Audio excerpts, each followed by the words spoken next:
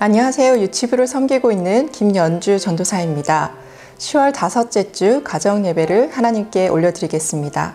우리 다 함께 찬송가 316장 찬양 드리시겠습니다.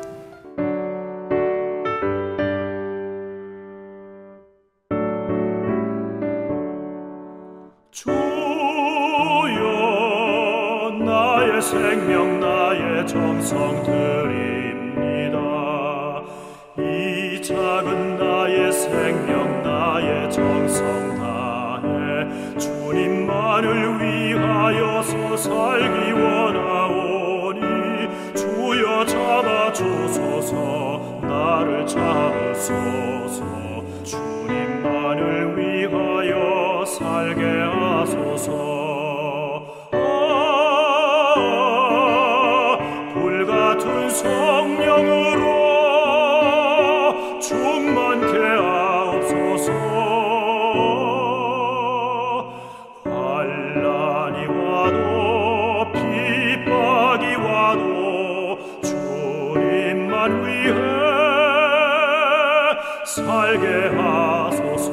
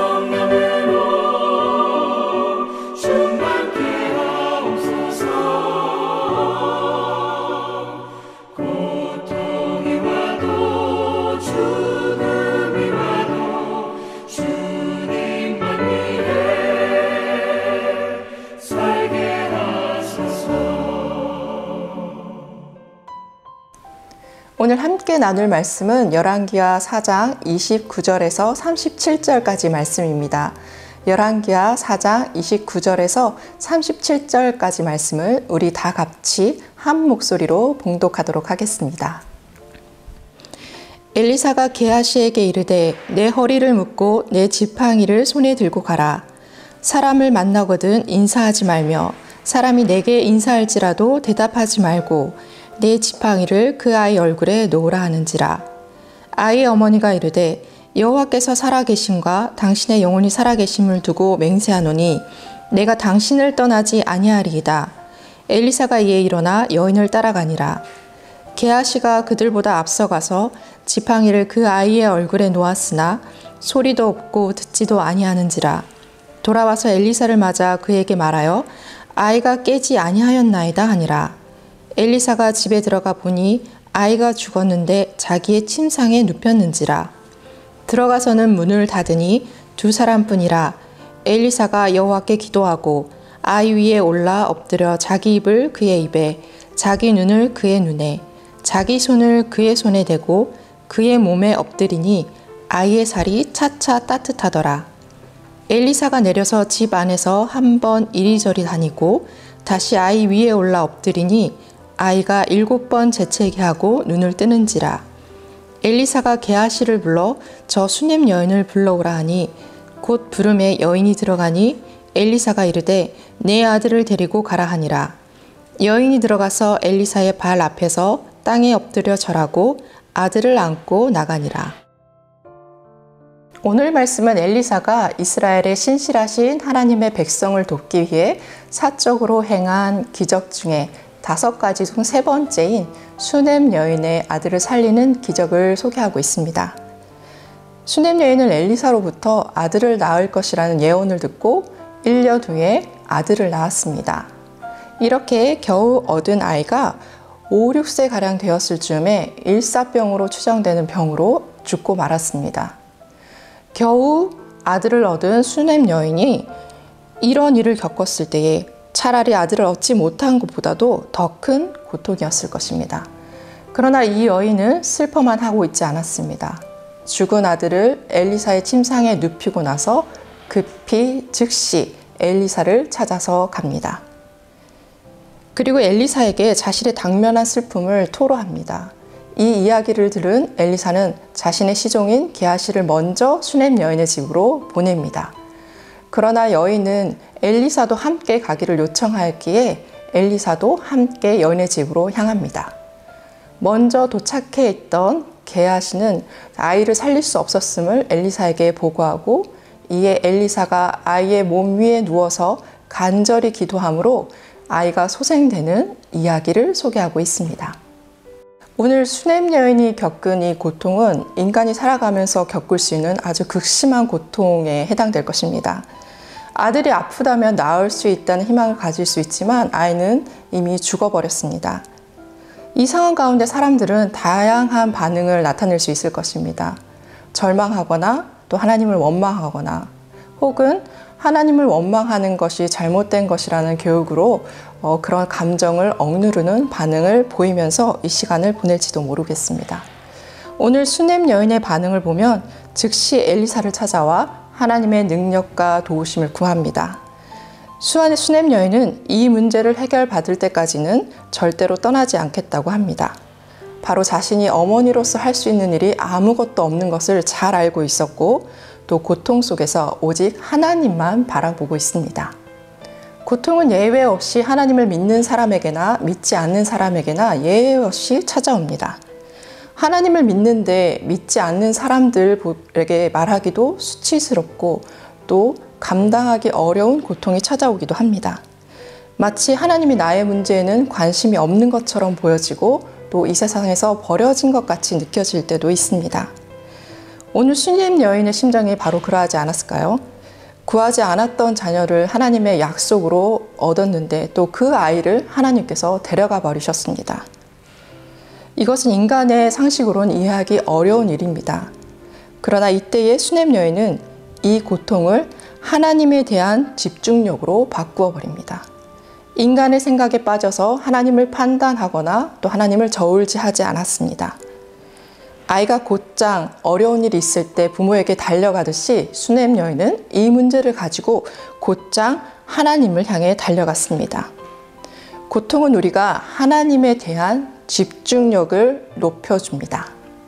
엘리사가 죽은 아이의 침대로 가서 아이 위에 엎드려 간절히 기도합니다. 엘리사의 행동 자체에 어떤 특별한 능력이 있었던 것이 아니라 하나님께 간절히 기도했다는 것을 말하고 있습니다. 그러자 아이가 7번 재채기를 하고 눈을 뜹니다. 기도하자 아이가 살아난 것입니다. 기도하자 고통이 멈추고 아이는 새롭게 눈을 뜹니다. 이제 수넴 여인과 이 눈을 뜬 아이가 바라보는 이 세상은 완전히 다른 세상을 바라보는 것입니다. 이들에게 세상은 죽은 자도 살리는 하나님이 다스리시는 곳입니다. 그들이 살아가는 길에 두려움이 없을 것입니다. 왜냐하면 이 살아계신 하나님을 직접 경험했기 때문입니다. 고통은 절망의 순간이 아니라 하나님을 경험하는 기회의 순간입니다. 우리 앞에 반드시 고통이 찾아올 것인데 절망 중에 깊은 한숨을 쉬는 것이 아니라 기도해야 합니다. 기도는 내 안에 닫힌 문을 여는 열쇠이며 또 하나님이 성경의 말씀대로 어떠한 능력의 하나님이신지를 경험하는 통로가 될 것입니다.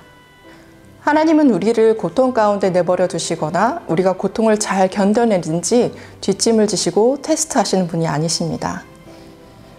수냄 여인이 기도할 때 다시 살아난 아들을 안고 집으로 돌아갔듯이 우리도 기도할 때 기쁨을 안고 일상을 회복하게 될 것입니다. 죽을 것 같은 순간에도 하나님을 향한 믿음을 포기하지 않고 하나님께 나아가서 하나님이 예배해 두신 놀라운 역사를 경험하는 우리 제2 가족 여러분이 되시기를 간절히 소망합니다. 자, 이제 나눔과 적용의 시간인데요. 내가 경험한 고통 가운데 가장 큰 고통은 어떤 것들이 있었나요? 그 고통의 시간을 어떻게 통과했었는지 가족들과 나누는 시간을 가져보도록 하겠습니다. 또한 고통 중에 있을 때에 이전에 내가 경험했던 하나님을, 그 뛰어넘는 하나님을 경험한 이야기들이 있다면 이 시간 함께 나누는 시간을 가져보도록 하겠습니다.